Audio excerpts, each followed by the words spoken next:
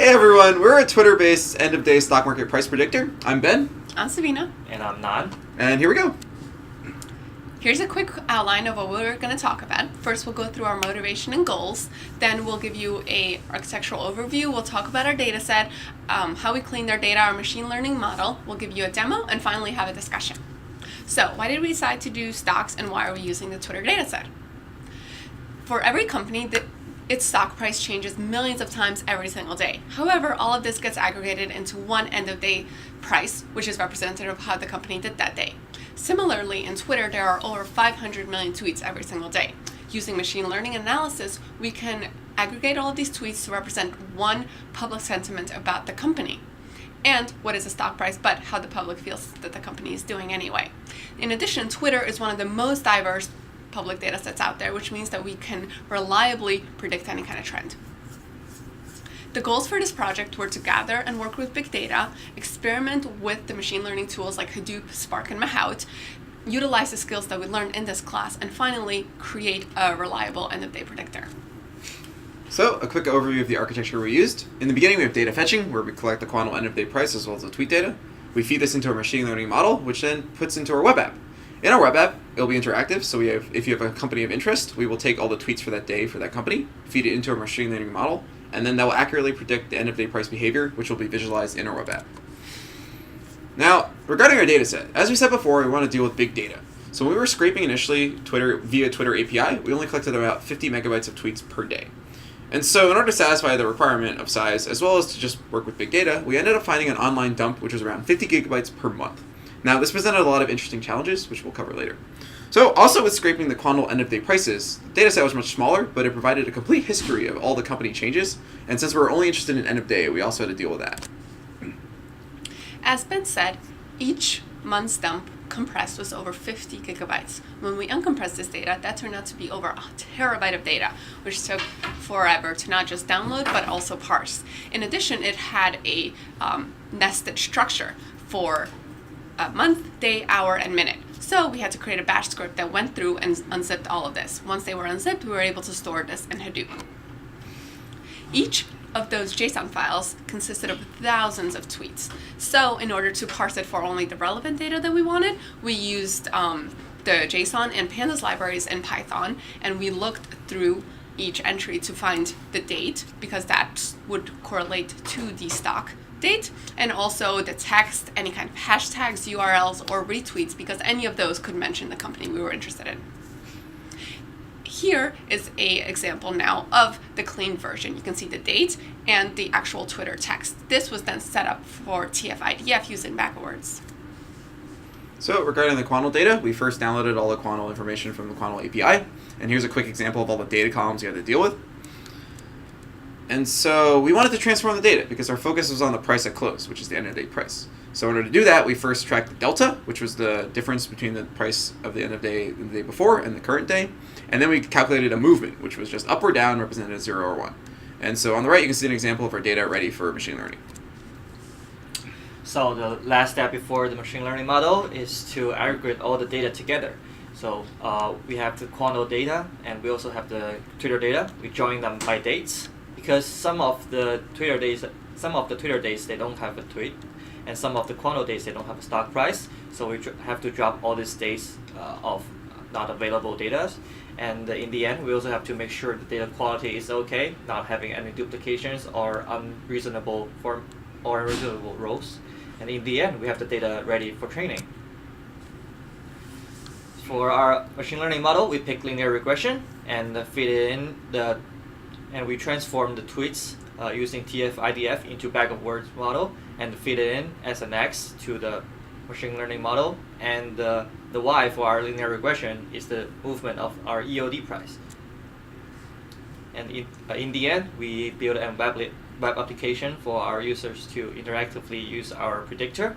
And here is a short demo of our website. And here's the link. So as you can see, this is our website for our EoD price predictor. Here you can enter the company name, for example APL, and enter just some text to predict, hello world, and click on predict.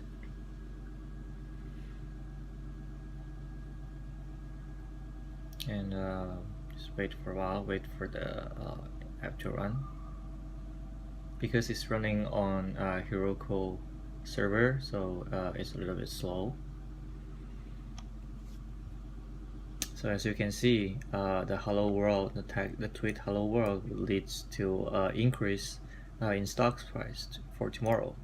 And here we have a histogram of Apple's company stock price. And with this little tool, you can just zoom in or zoom out and drag around. Yeah, if you want to go back, and we can look at some actual tweets. So here's a tweet from someone who used Apple AirPad. So ended here, APL predict, and it's gonna lead to a drop in company price. Also another example for Disney. You can just copy the Twitter and put in Disney and click on predict. It's gonna show an increase in the stock price for this specific tweet. Currently, due to the size of the dataset, we are only able to support 8 different companies, which are Apple, Microsoft, Verizon, AT&T, Walmart, Amazon, Disney, and Netflix.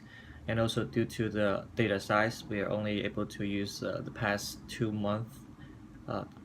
months of Twitter and stock data as training set. In the future, we'll greatly expand our data training set to make our model more accurate.